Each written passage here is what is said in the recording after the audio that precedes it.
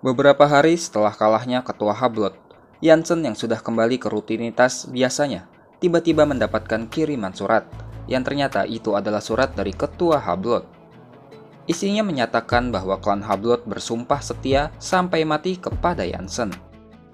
Ketua Hablot yang saat ini masih menjalani perawatan di dunianya, ternyata harus mengandalkan mesin untuk berbicara, dan lalu tetua pertama yang menuliskan apa yang dibicarakan. Selain itu, setelah kejadian itu juga, Hablot telah mendaftarkan dirinya untuk mendapatkan sertifikat pahlawan super kepada asosiasi. Yang lalu berkat kekuatannya itu, dia telah menjadi pahlawan terkuat nomor 2 di bumi. Hingga tiba waktu di saat para Hablot sedang menunggu ketuanya dan berharap agar ketuanya itu dapat segera pulih. Tiba-tiba muncul suatu alarm peringatan yang memberitahukan bahwa telah ada penyusup yang masuk ke dunianya. Yang ternyata penyusup itu adalah orang-orang dari negeri Kurcaci. Dan kedatangan para Kurcaci itu pun lantas membuat tetua pertama panik, karena ia tak mengharapkan mereka datang di saat yang seperti ini. Salah satu Kurcaci yang datang adalah salah satu tetua bernama Dodo. Para Kurcaci yang telah bekerja sama dengan ras Goblin, pada akhirnya dapat dengan mudah mengalahkan semua penjaga Hablot di luar. Hingga di saat mereka memasuki ruangan ketua Hablot dirawat, Kurcaci itu pun lantas tertawa terbahak-bahak dikarenakan melihat ketua klan Hablot sudah menjadi zombie. Hal itu pun lantas membuat Dodo semakin percaya diri dan langsung menyingkirkan para murid yang berada di tempat itu, hingga tinggal tersisa si tetua pertama. Dan Dodo yang sangat yakin mampu mengalahkan tetua pertama pun lalu memerintahkan anak buahnya untuk menghabisi semuanya. Namun di saat Dodo sedang akan maju menyerang, tiba-tiba jarinya ketua klan Hablot bergerak dan langsung menghempaskan Kurcaci itu. Ternyata kekuatan seorang yang berada di level pencipta, meskipun sedang berada di posisi seperti itu pun masih mampu mengeluarkan kekuatan yang sangat kuat cukup dengan jentikan jarinya. Mengetahui Kurcaci itu tak bisa menang, dirinya pun lalu meminta maaf dan mengatakan bahwa ia hanya sedang bercanda. Ketua klan Hablot lalu berbisik kepada tetua pertama bahwa ia memaafkannya. Dan tetua pertama menyuruh para Kurcaci itu untuk segera pergi. Dan selain itu ia menyampaikan pesan dari ketua kepada ketua klan Kurcaci bahwa sesama zombie tidaklah boleh saling menghina. Dodo pun lantas menerima untuk segera pergi. Hanya saja ia meminta kepada Hablot untuk menyerahkan potongan peta mengenai lokasi dewa terlebih dahulu, baru ia akan pergi. Dan dengan senang hati, tetua pertama pun langsung menyerahkan apa yang Kurcaci minta. Sikap tetua pertama pun lantas membuat Kurcaci itu terheran-heran. Kenapa bisa-bisanya ia menyerahkannya begitu saja? Tetua pertama pun lalu memberitahukan bahwa klan Hablot tak memerlukan lagi benda tersebut, dikarenakan mereka sekarang telah memiliki dewa yang mereka percayai dan jauh lebih kuat dibandingkan dewa lain.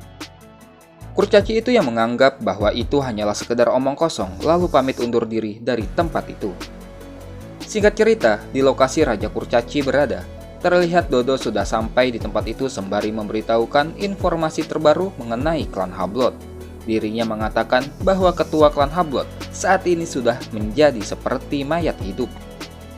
Dan Raja Kurcaci yang mendengar itu pun lantas tertawa puas, bersyukur atas musibah yang menimpa ketua Hablot. Hal itu dikarenakan Raja Kurcaci merasa dendam padanya, karena semasa Hablot itu sehat, dia selalu saja menghina Raja Kurcaci yang sudah menjadi zombie. Dodo pun lalu juga memberikan potongan peta yang ia dapatkan. Masih ada 2 potongan peta lain yang masih dipegang oleh klan peri dan klan monster.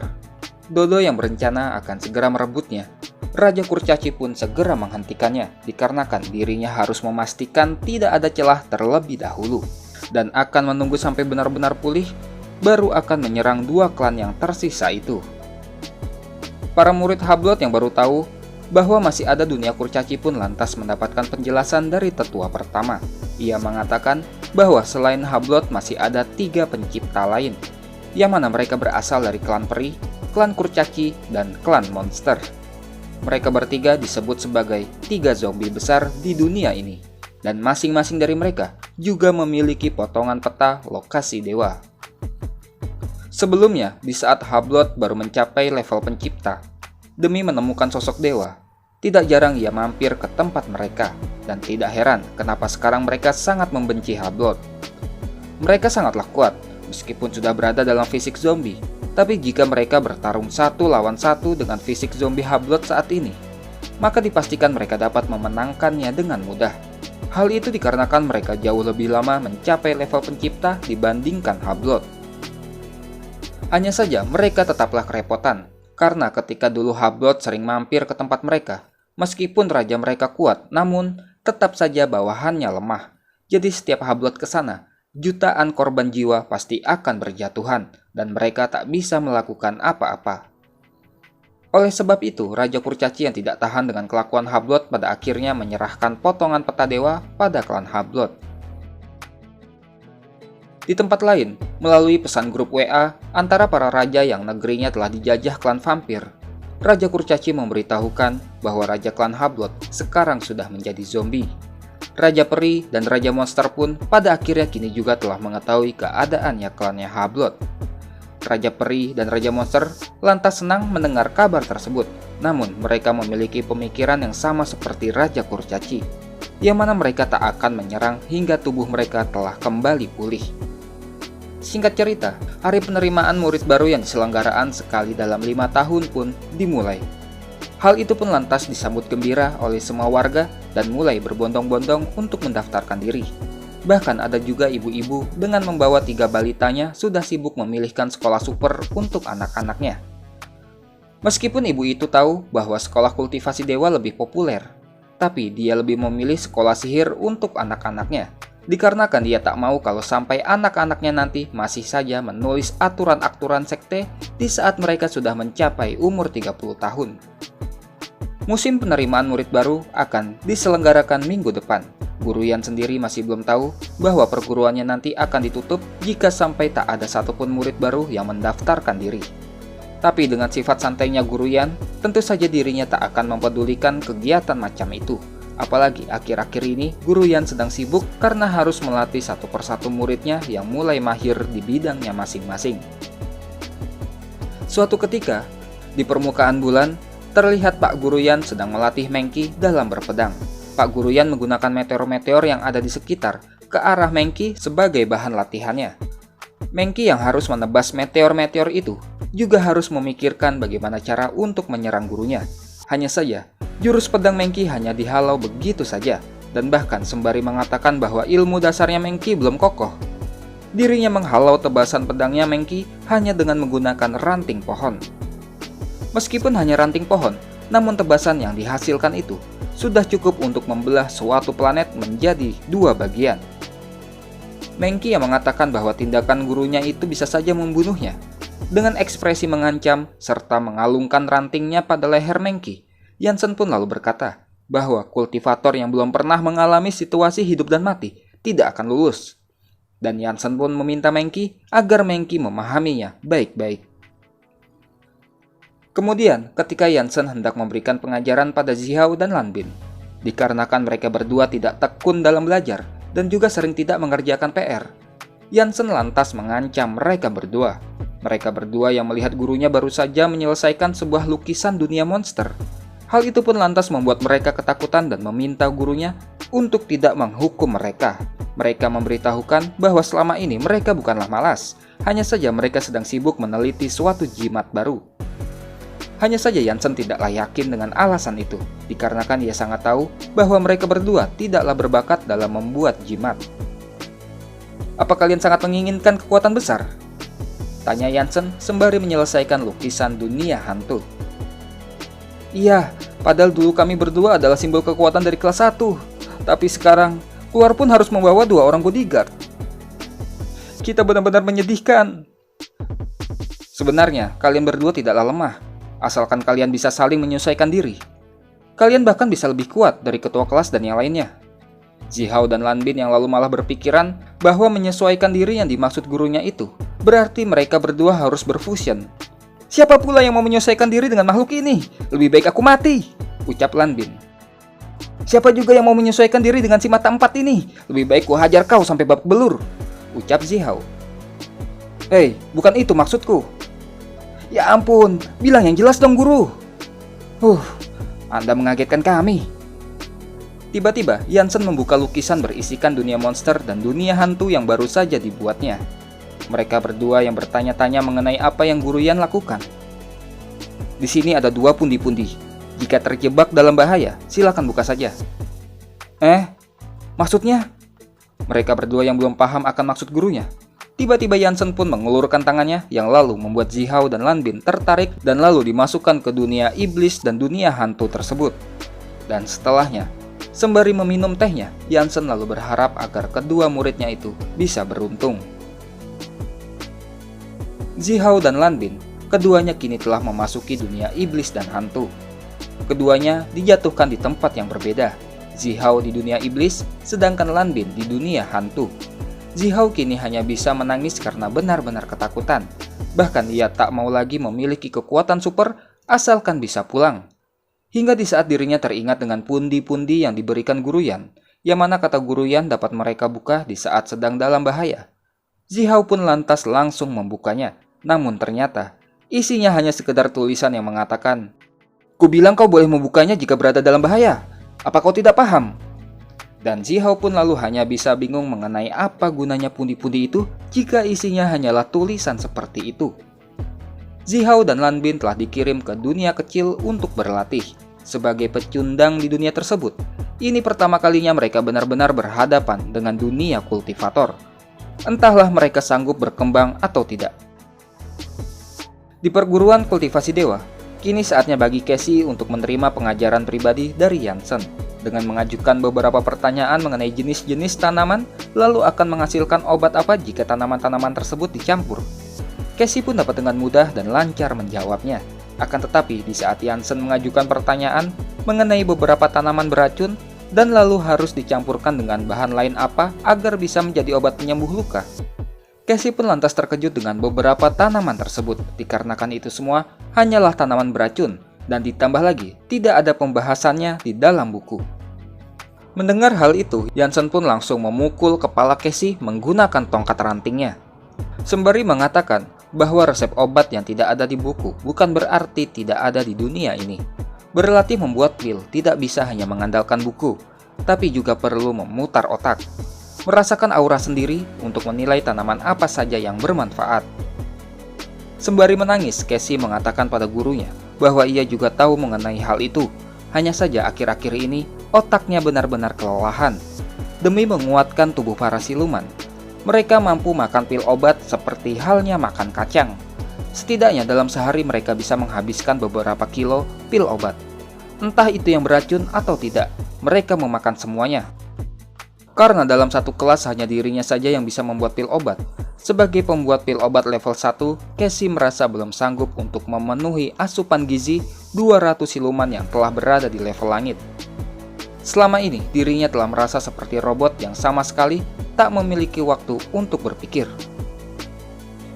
Benar juga, sepertinya kamu sedang stres. Akhir-akhir ini, pelatihan anak-anak memang agak keras. Jika bisa bersantai sejenak, ada bagusnya juga untuk pelatihan selanjutnya. Cassie, apa ada hal yang ingin kau lakukan? Ada. Sepertinya aku sudah mengatakan sesuatu yang tidak seharusnya aku katakan. Dan tempat pun lalu berpindah ke suatu wahana permainan. Dengan sangat gembiranya, Cassie kini bisa bertamasya menaiki roller coaster bersama Pak Guru Yan, menaiki bom-bom kar, dan juga menaiki komedi putar. Bahkan Cassie pun juga berhasil mengajak Pak Guru Yan untuk bermain alat pengukur kekuatan.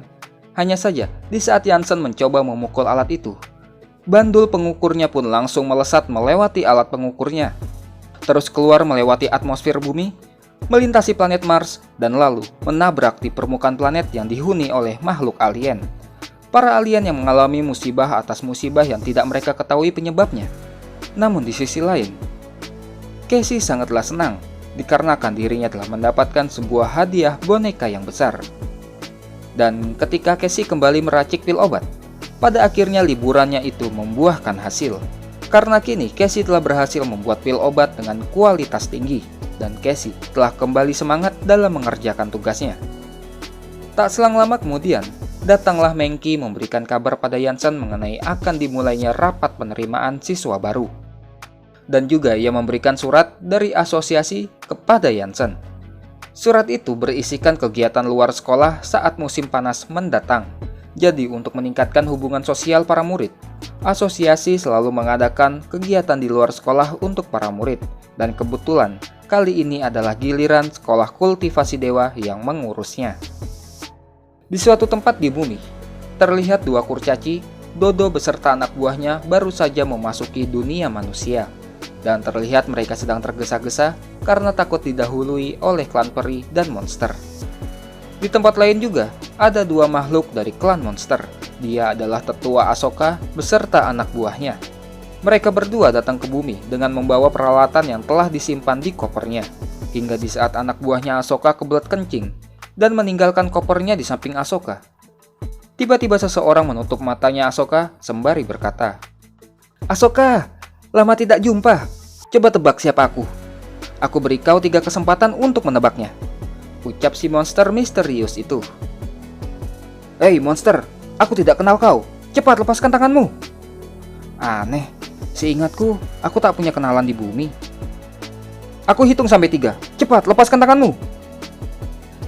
Iya, baiklah." Namun, muncul lagi monster misterius lainnya yang lalu mencuri kopernya Asoka. Dan di saat mata Asoka terbuka, kedua monster misterius itu pun telah menghilang dengan menaiki mobil.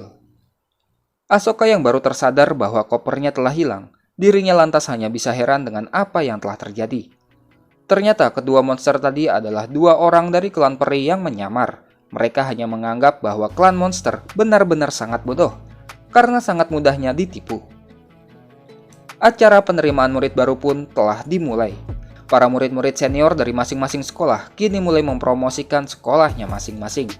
Hanya saja, Mengki dan Xiaolu yang juga datang untuk mempromosikan perguruannya. Mereka berdua benar-benar tak habis pikir melihat apa yang telah dilakukan oleh sekolah lain. Hal itu dikarenakan sekolah sihir sampai membawa banyak tank sampai pesawat tempurnya ke area penerimaan siswa baru. Bahkan mereka juga menawarkan hadiah besar berupa tank T-90, pesawat bom kasat mata, kapal selam digital, dan masih banyak lagi senjata yang bisa dipilih. Lalu ada juga perwakilan dari sekolah vampir, klan Hablot, yang memulai membuka sekolahnya untuk umum. Mereka pun mempromosikan sekolahnya dengan cara menawarkan hadiah berupa serum darah kepada mereka yang bergabung. Dengan serum tersebut, dalam sekejap, orang biasa akan memiliki kekuatan super tanpa perlu capek-capek berlatih. Dan jika para calon pendaftar khawatir jika nanti menjadi vampir tidak akan bisa terkena cahaya matahari, si Hablot berambut kuning pun lalu memintanya untuk tak perlu khawatir, dikarenakan telah ada krim anti matahari untuk vampir, dan krim itu akan menjadi satu paket dengan serum darahnya. Lalu sekolah ninja. Mereka mempromosikan sekolahnya dengan cara akan memberikan mainan figur robot pahlawan kuno yang bahkan juga bisa berubah bentuk. Sedangkan sekolah manusia super, ketua kelas memamerkan tubuh berotot kekarnya dan mengatakan pada orang-orang jika bergabung maka mereka juga akan bisa memiliki tubuh seperti itu. Dan perguruan kultivasi dewa, Mengki dan Xiaolu pun hanya bisa tercengang dengan apa yang telah dilakukan oleh sekolah-sekolah lain. Dikarenakan mereka berdua tidak pandai dalam hal promosi. Alhasil, meja penerimaan siswa perguruan kultivasi dewa pun hanya kosong melompong tanpa peminat. Sedangkan sekolah lain telah dipenuhi oleh calon murid-murid baru. Semua sekolah telah gencar mempromosikan sekolahnya masing-masing. Sedangkan perguruan kultivasi dewa masih belum bisa berbuat apa-apa untuk mengimbangi mereka. Hingga pada akhirnya, datanglah Leo dan Leah. Mereka berdua meminta Mengki dan Xiaolu agar menyerahkan urusan penerimaan murid baru kepadanya. "Datanglah ke sekolah kita dan dapatkan pil obat gratis. Datang dan lihatlah resep rahasia dari sekolah kultivator dewa. Pil panjang umur. Cukup dengan 1 butir, umurmu bisa bertambah 30 tahun. Teriakan Leo itu pun sontak membuat murid sekolah lain sangat terkejut, dikarenakan yang ditawarkan adalah obat untuk memperpanjang umur. Bahkan para calon murid yang sebelumnya tak menghiraukan perguruan kultivasi dewa, kini juga mulai melirik. Apalagi setelah Leo mengatakan lagi bahwa tidak hanya akan memberikan 1 butir saja, melainkan seluruh anggota keluarga murid juga akan diberikan. Hal itu pun lantas membuat mereka bertanya-tanya apakah khasiatnya itu benar-benar nyata. "Bu, daftarkan anakmu ke sekolah kami saja." "Bu, apakah akhir-akhir ini karena sibuk menjaga anak Anda jadi sulit tidur di malam hari?" kulit semakin kering dan jadi tidak semangat menjalani hari-hari. Ibu-ibu itu yang terkejut kenapa Leo bisa tahu. Coba dulu obat yang dibuat dengan resep rahasia khas sekolah kultivator dewa kami ini. Gratis. Ibu itu yang lalu mengambil pilnya dan lalu memakannya. Dalam sekejap wajah ibu itu pun terlihat semakin muda dan cantik, bahkan anaknya sendiri pun sampai melotot karena saking tidak percayanya.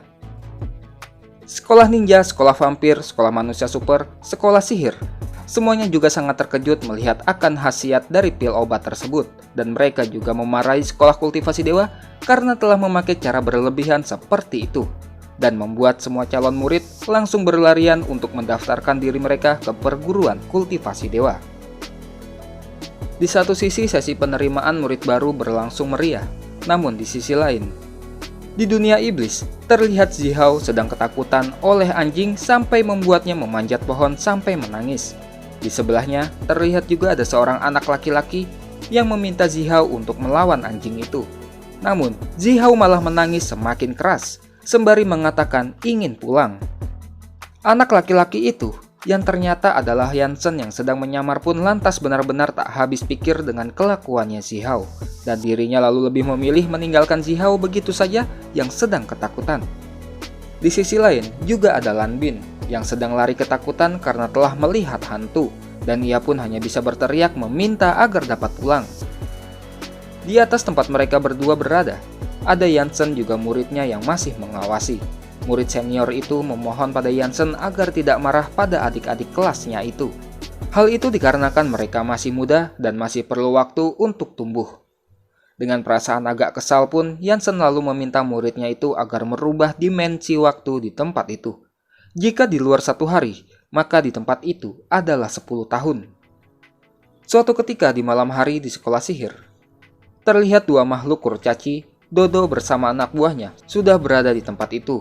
Mereka hanya berani masuk dengan diam-diam dikarenakan mereka tahu bahwa sekolah sihir memiliki 2 pahlawan kuno yang telah mencapai level pencipta.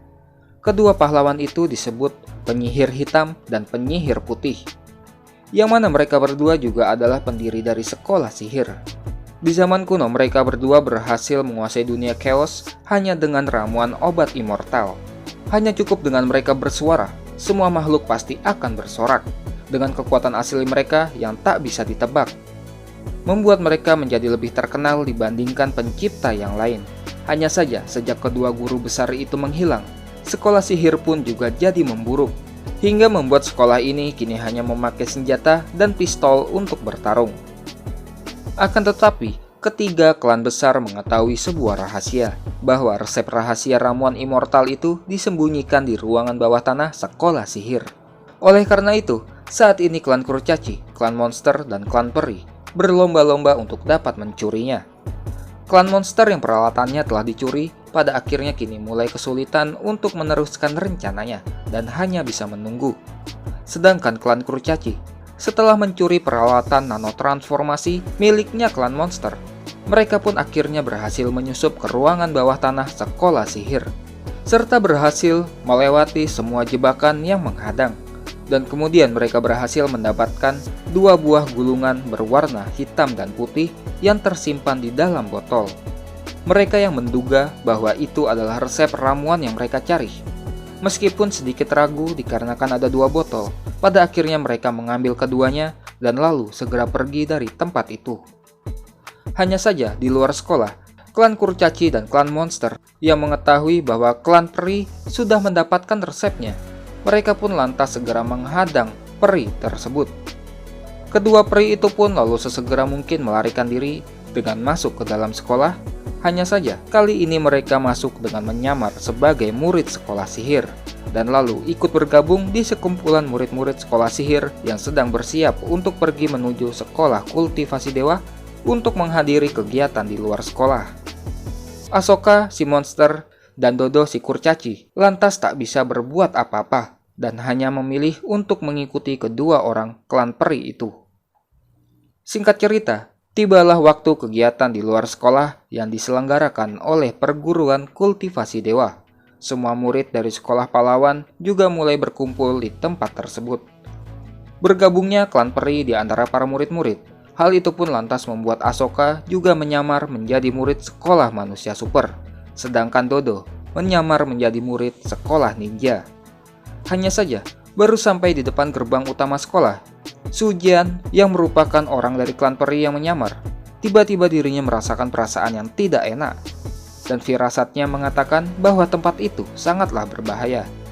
Oleh karena itu, dirinya harus segera mencari cara agar bisa kabur dari tempat itu. Baru saja berpikir untuk kabur, tiba-tiba bu guru dari sekolah sihir memanggilnya dan memintanya untuk segera masuk. Dengan terpaksa, pada akhirnya mereka berdua pun juga harus masuk. Sesampainya di dalam sekolah, tiba-tiba mereka melihat dua orang gadis yang sedang makan dengan lahapnya. Hingga di saat mereka menyadari, dua gadis itu berada di level raja. Mereka langsung mendadak pucat karena tidak menyangka ada makhluk selevel itu di sekolah tersebut. Ditambah lagi, Sujian memperkirakan jika ada makhluk selevel itu, maka kemungkinan akan ada juga makhluk dengan level yang lebih tinggi. Begitu pula dengan makhluk kurcaci dan monster yang telah melihat ada makhluk dengan level raja di tempat itu. Mereka berdua pun mendadak pucat dan menyesal telah mengikuti kedua peri itu, karena saat ini tak mungkin lagi mereka bisa melarikan diri. Mengki lalu mengajak semua untuk berangkat, sedangkan Xiao membuka portal menuju ke tempat tujuan. Dan kemudian sampailah mereka di suatu dunia di mana perguruan kultivasi dewa yang sebenarnya berada. Dengan pemandangan semenakjubkan itu, hal itu pun lantas membuat semua orang yang melihatnya merasa takjub dan terkesima melihatnya. Hingga tiba-tiba, ketiga makhluk penyusup itu pun sangatlah terkejut, karena mereka melihat ada sosok yang lebih kuat sedang datang mendekat, dan itu adalah Yansen. Makhluk dari ketiga klan asing itu sontak sangatlah ketakutan, tak berani berbicara lagi dan tak berani mengangkat kepala, karena mereka menyadari bahwa sosok di hadapannya itu berada di level Kaisar Dewa. Hanya saja, ternyata Yansen hanya langsung menyambut para murid dan tidak menghiraukan orang-orang asing itu. Yansen menjelaskan, untuk kegiatan di luar sekolah kali ini, dirinya telah menentukan lokasinya, yang mana lokasinya adalah di dunia lukisan yang telah Yansen buat. Meskipun dia mengaku karena sudah lama tidak melukis sehingga membuat dunia itu sedikit lebih besar. Selain itu, dirinya juga telah mengatur agar dimensi waktu di dalam dunia lukisan itu akan sama dengan waktu di dunia nyata. Hanya saja Yansen belum mengetahui keadaan di dalam dunia tersebut, dikarenakan zamannya mungkin telah berubah setelah ribuan tahun. Dengan memasrahkan Mengki agar dapat mengantar semua murid, Yansen lalu mengingatkan kepada semuanya, jika sampai mati di dalam dunia itu, maka dirinya tidak ikut bertanggung jawab. Dan semua murid pun malah semakin ketakutan dengan peringatan dari Yansen itu. Yansen lalu mulai mengangkat tangannya dan memasukkan mereka semua ke dalam lukisan. Singkat cerita, mereka yang telah mendarat dengan selamat di dalam lukisan itu, mereka pun kini hanya bisa bertanya-tanya di mana mereka, karena di hadapan mereka saat ini terlihat sebuah pemandangan perkotaan dengan konsep dunia kultivasi yang sebenarnya. Beberapa saat kemudian, tempat pertama yang dituju para murid adalah sebuah penginapan.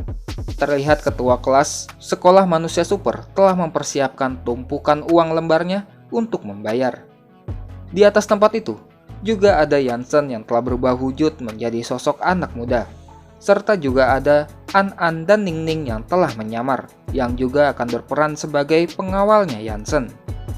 Mengetahui murid-muridnya telah memasuki penginapan, Yansen pun mengajak kedua pengawalnya untuk turun agar bisa melihat mereka. Di penginapan, si penjaga penginapan yang sedang terheran-heran karena ketua kelas manusia super membayar dengan uang kertas. Ketua kelas manusia super pun lalu menawarkannya untuk menggesekkan kartunya jika memang masih kurang. Dan dengan gagahnya, ia mengatakan akan memesan semua kamar. Namun, penjaga penginapan itu pun lantas marah-marah, karena ia hanya menerima pembayaran dengan batu kristal. Xiaolu dan Mengki pun lantas merasa sangat cemas, karena mereka sama sekali tidak membawa batu kristal. Meskipun sebenarnya Mengki telah mencari tahu di mana lokasi kegiatan di luar yang akan dipersiapkan guru dengan cara mencuri petanya, namun ia lupa untuk mencuri batu kristalnya juga. Dan dirinya pun berpikir bahwa malam ini mereka benar-benar akan tidur di luar. Namun tiba-tiba datanglah Cassie dengan menawarkan pil obat pada si penjaga itu. Penjaga itu yang masih sangat terkejut bahwa itu adalah pil panjang umur kualitas tinggi. Casey pun lalu menawarkan akan menambahkannya jika masih kurang sembari menunjukkan pil obat yang jumlahnya sekeranjang penuh. Namun, penjaga itu yang sangatlah terkejut lalu dengan panik mengatakan bahwa 1 butir saja sudah cukup dan meminta Casey agar segera menyimpan pil-pil obatnya itu lagi. Penjaga itu lalu mengingatkan Casey agar tidak terlalu memamerkan bakatnya, dikarenakan itu adalah prinsip utama agar bisa bertahan di dunia kultivasi seperti saat ini. Pada akhirnya, Xiaolu dan Mengki dapat bernafas lega. Berkat Casey, mereka tidak jadi akan tidur di luar. Tiba-tiba muncul seorang pria berparas tampan mendekati Xiaolu dan Mengki. Pria itu bernama Ye Jinren. Melihat Xiaolu dan Mengki seperti seorang kultivator yang sedang akan mengikuti ujian masuk anggota inti klan dewa, dirinya pun lalu menawarkan diri untuk bergabung dengan mereka.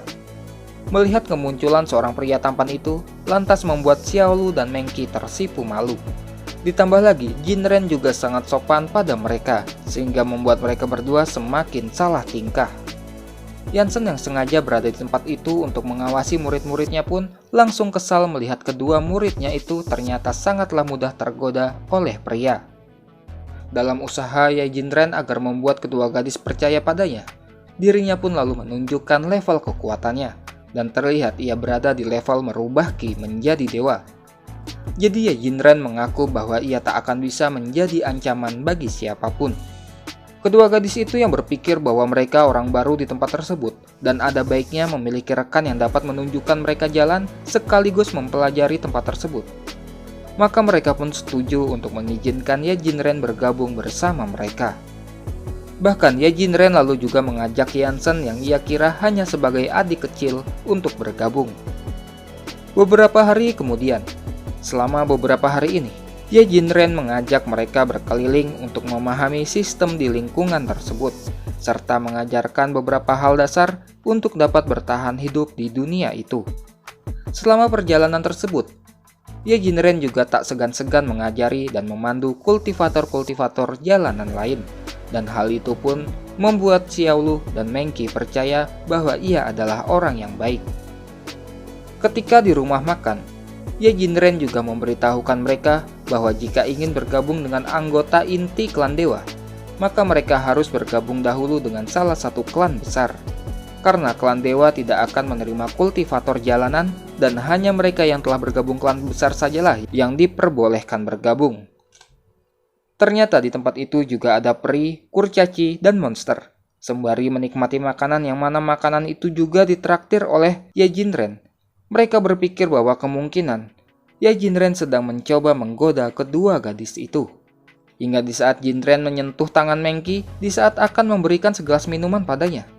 Jansen pun yang melihatnya lantas langsung kesal. Bahkan kedua siluman di sampingnya harus benar-benar membujuk Jansen agar tidak terpancing emosi, dan membiarkan kedua gadis itu untuk belajar dan jadi dewasa. "Guru, tenanglah.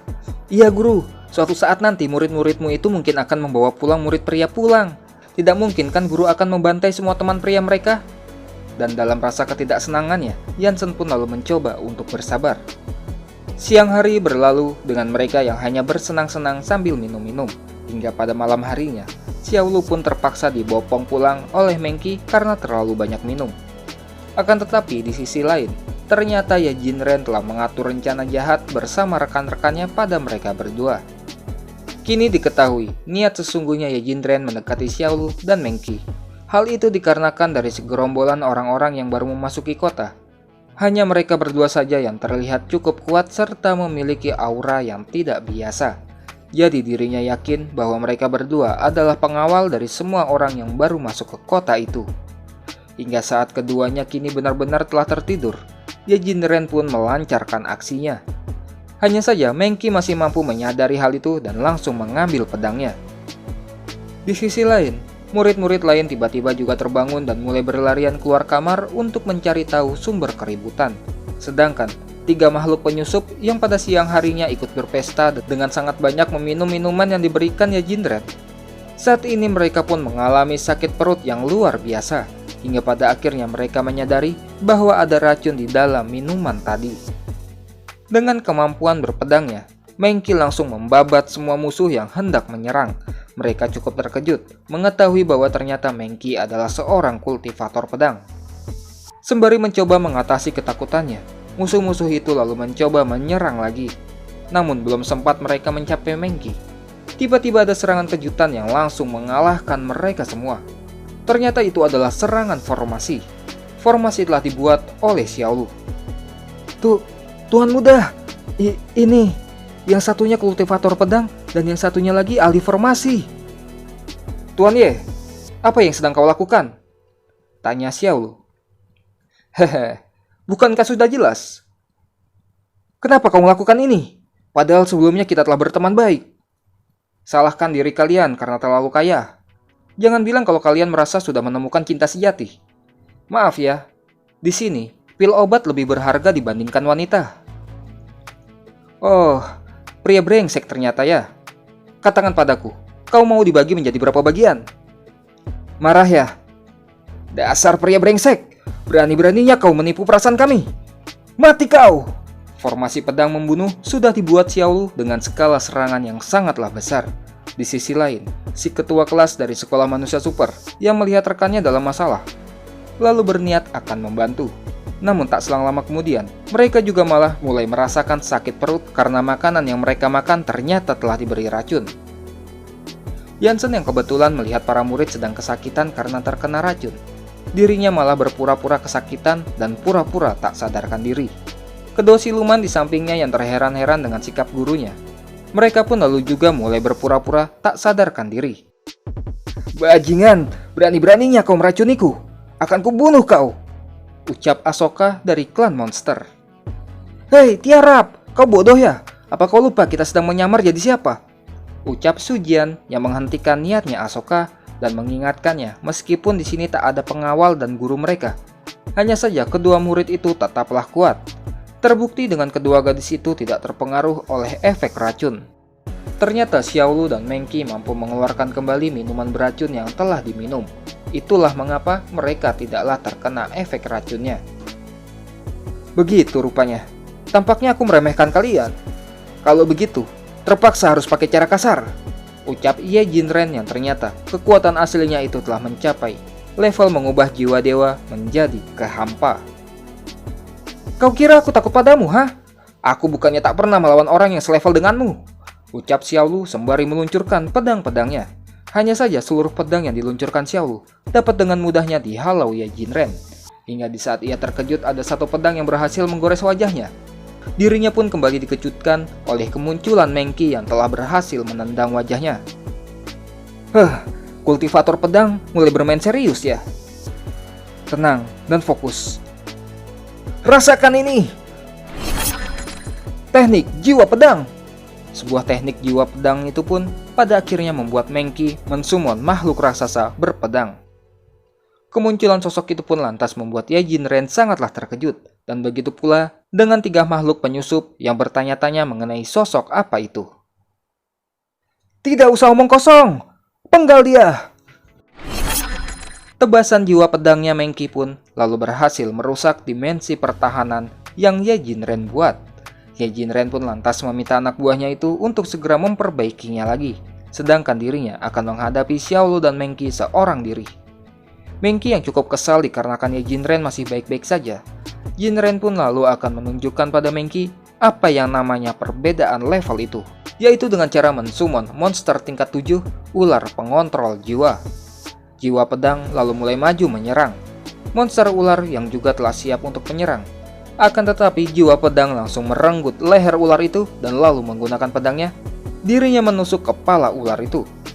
Belum selesai sampai situ saja, menggunakan tinjunya, dirinya lalu juga menumbuk kepala ular itu.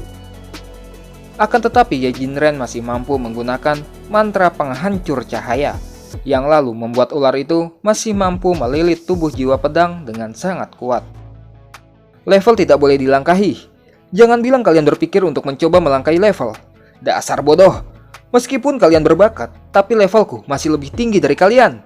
Tak peduli ada 10 ataupun ratusan pendekar level kalian yang datang, tidak akan ada satupun yang mampu mengalahkan pendekar dengan level sepertiku, ucap Ye Jinren. Mengki pun lalu meminta Xiaolu agar mengulur waktu sebentar agar dirinya bisa mencoba jurus lain. Xiaolu yang lalu menggunakan jurus kurungan emas.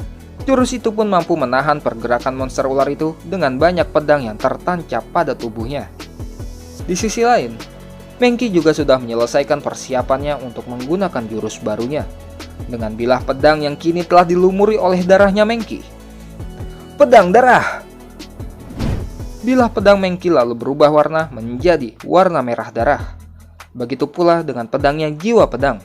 Pedangnya juga telah berubah menjadi merah yang disertai dengan kemunculan naga merah di sisinya. Apakah semua anak kecil di zaman sekarang sehebat ini? Tanya Ahsoka yang mana mereka semua sangat terkejut dengan kemampuannya Mengki. Dari mana mereka datang? Levelku jelas-jelas lebih tinggi dari mereka. Kenapa masih belum bisa untuk mengalahkan mereka ini? Cih, mau mencoba melangkahiku? Jangan mimpi. Aku tak percaya levelku tak mampu mengalahkan kalian yang bukan siapa-siapa. Pedang yang menusuk monster ular itu pun lalu terlepas dan monster ular itu berubah menjadi jiwa piton. Kalian semua terlalu naif. Jiwa piton, gigit mereka sampai mati. Jiwa piton yang lalu mulai maju menyerang. Mengki yang lalu juga mulai menarik pedangnya. Matilah kau, pria brengsek! Jiwa pedang lalu menyambut serangan jiwa piton dengan menebas dan lalu membelah tubuh jiwa piton itu. Dan terus dibelahnya hingga membuat tubuh jiwa piton terbelah menjadi dua. Ye Jinren yang tidak percaya dengan apa yang terjadi, dirinya pun lalu terhempas dan berhasil dikalahkan Mengki. Ye Jinren kini hanya terbaring tak berdaya dengan luka yang cukup parah karena jiwa pitonnya telah dihancurkan. Akan tetapi, di saat Xiaolu ingin maju untuk menyelesaikannya, tiba-tiba terjadi sesuatu pada Xiaolu. Mengki yang terheran-heran dengan apa yang terjadi. Tiba-tiba dirinya juga merasakan sakit yang luar biasa pada kepalanya. Hingga pada akhirnya Mengki menyadari bahwa itu dikarenakan racun. Di tengah-tengah keadaan kritisnya, Mengki lalu menanyakan mengenai bagaimana caranya Ye Jinren memberikannya racun. Ternyata Ye Jinren telah memberikan mereka racun sedari awal mereka bertemu. Di saat mereka telah menyetujui Jinren untuk bergabung, dirinya telah menyogok semua pelayan di penginapan untuk memberikannya racun. Bahkan pewangi ruangan yang ada di kamar mereka juga telah diberikan racun. Kau! Dunia persilatan sangatlah berbahaya, adik-adik kecil. Kalian masih terlalu lugu dan polos. Orang-orang di sini sangatlah mengerikan, ucap Ahsoka. Iya. Aku bahkan merasakan kalau diriku ini masihlah suci seperti halnya anak bayi, jawab Sujian. Bajingan, maafkan aku guru, aku telah mempermalukanmu. Dan Mengki pun lalu mulai tak sadarkan diri. Ye Jinren pun lantas merasa sangatlah beruntung kali ini, dikarenakan dirinya hampir saja mati. Hanya saja niatnya kini tak lagi hanya ingin mendapatkan pil obat, melainkan juga akan menculik Xiaolu dan Mengki, agar mereka dapat mengambil ilmu yang mereka miliki, dan juga akan menjadikan mereka berdua sebagai budaknya. Akan tetapi di saat Jinren akan menyentuh para gadis, tiba-tiba datanglah seseorang menahan tangannya Jinren, yang ternyata itu adalah Yansen, yang mulai turun tangan untuk melindungi murid-muridnya. Menjauhlah dari mereka, ucap Yansen. Aura mengerikan dari Yansen pun sontak membuat Jinren terkejut sekaligus merasa ngeri. Begitu pula dengan ketiga makhluk asing, mereka sampai tak berani menunjukkan wajahnya karena mengetahui bahwa masih ada yang lebih kuat. Lengan Jinren yang digenggam Yansen telah membuat tulang lengannya itu patah. Jinren yang mulai berteriak kesakitan pada akhirnya dilepaskan Yansen dan ia mulai menjauhinya. Siapa dia? Mengerikan sekali kekuatannya. Padahal dia masih level dasar melatih Ki, ucap Jinren. Namun anak buahnya lalu meminta tuannya itu untuk melihat ke atas. Karena di atas, saat ini telah ada dua orang yang kekuatannya juga sangatlah besar. Jinren dan anak buahnya itu yang menganggap An-An dan Ning-Ning berada di level dewa pun sontak ketakutan. Guru, kau tidak perlu turun tangan sendiri menghadapi sampah macam mereka. Serahkan saja pada kami.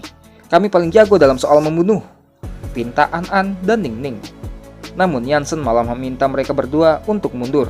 Dengan mengeluarkan kantongnya, Yansen lalu maju ke depan.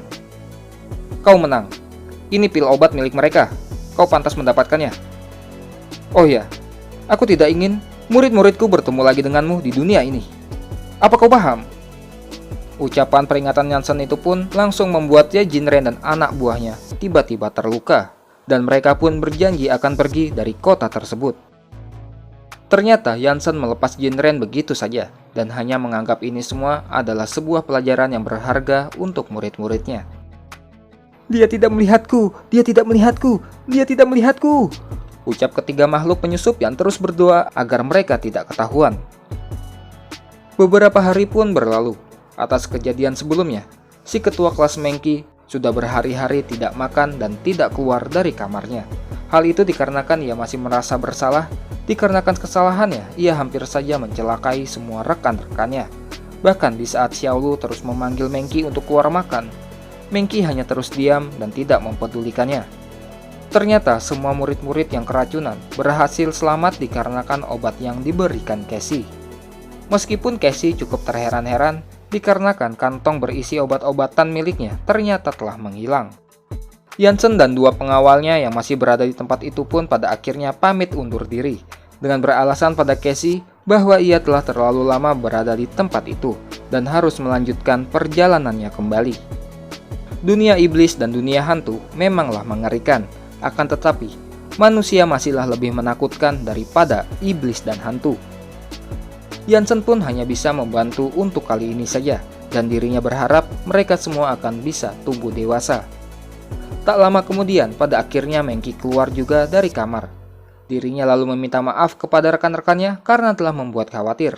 Dan dikarenakan ujian masuk untuk jadi anggota kultivator dewa akan segera dimulai, dirinya pun lantas mengajak teman-temannya untuk bergegas. Aku merasa ada yang berbeda dengan ketua kelas. Tapi apa ya? Aku tidak tahu apa yang berubah, ucap Casey. Dia telah berubah menjadi lebih dewasa, jawab Xiaolu. Di tempat lain, Ahsoka, Dodo, dan Sujian, tiga makhluk asing yang menyusup ke gerombolannya murid-murid, mereka pun menyesali tindakannya karena telah memasuki dunia itu. Mereka tak menduga bahwa manusia di dunia itu ternyata sangatlah mengerikan. Hingga pada akhirnya, Sujian yang tidak peduli lagi dengan resep ramuan milik penyihir hitam dan putih, lalu mengeluarkan resep itu begitu saja. Dikarenakan prioritas terpenting saat ini adalah untuk dapat keluar dari dunia tersebut, atau setidaknya mampu bertahan hidup hingga kegiatan para murid selesai dan lalu kembali ke dunia asal mereka. Namun dikarenakan Ahsoka dan Dodo tidak percaya diri bahwa mereka akan mampu menyimpan resep ramuan itu dengan aman, pada akhirnya resep ramuan itu diambil kembali oleh Sujian agar bisa menyimpannya terlebih dahulu hingga saat nanti mereka berhasil keluar. Setelah mereka berpisah, masing-masing dari mereka lalu mulai mengatur rencana agar bisa keluar dan lalu mendapatkan kembali resep ramuan itu. Sujian, Ahsoka, dan Dodo lalu mulai menyuruh anak buahnya masing-masing untuk menuju ke pegunungan agar mereka bisa mendapatkan sinyal untuk menghubungi dunia luar. Sejak kejadian sebelumnya, Xiaolu dan ketua kelas telah banyak berubah. Mereka mulai belajar menyembunyikan kemampuannya dan bersembunyi di barisan paling belakang dari rombongan. Mereka tak lagi maju paling depan dengan sikap angkuh. Langkah mereka selanjutnya adalah berusaha masuk dan bergabung dengan klan besar agar mendapatkan syarat untuk ikut ujian. Meskipun usaha mereka ternyata tidaklah selancar yang mereka kira, karena setiap pintu sebuah klan yang mereka datangi, mereka selalu hanya mendapatkan sebuah penolakan. Sementara itu, di sebuah kerajaan iblis yang berada di sisi lain dari dunia yang sama dengan dunianya para murid-murid berada, dengan perbedaan waktu yang sangat jauh dengan dunia aslinya, ternyata itu sudah berlalu beratus-ratus tahun lamanya semenjak Zihao dan Lan Bin dilemparkan ke dunia tersebut. Dan kini, mereka berdua telah memiliki kekuatan yang sangat besar, yang masing-masing di antara mereka juga telah menjadi pemimpin dari negerinya masing-masing. Kisah para murid kultivator dewa di dunia iblis dan hantu masih terus berlanjut. Dikarenakan arc-nya terlalu panjang, maaf ya Mimin bagi jadi 2. Semoga aja cukup 2 part bisa selesai. Oke, sampai jumpa di update selanjutnya.